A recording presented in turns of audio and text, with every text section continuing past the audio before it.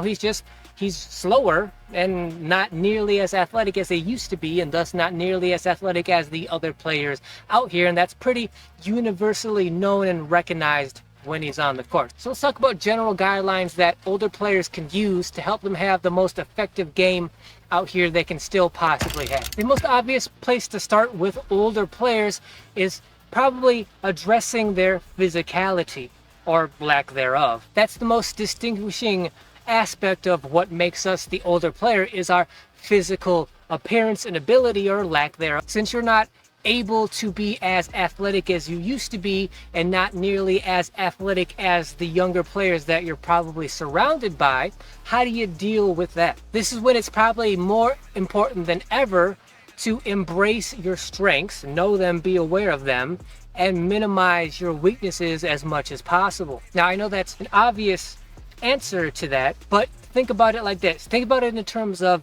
evolution, evolving as a basketball player, right? So now, in general, and of course there are exceptions to this, but in general, older players are not fast, they're not quick, they're not agile anymore. But just like younger players are sort of naturally that way, they have the natural quickness, the natural speed, agility, they're light on their feet, they're bouncy, they're springy. For them, the kind of opposite of that is, because they're so young, they haven't had time to build power and strength, muscularity, size. There are exceptions, but for the most part, younger players just aren't that big, strong, and powerful yet.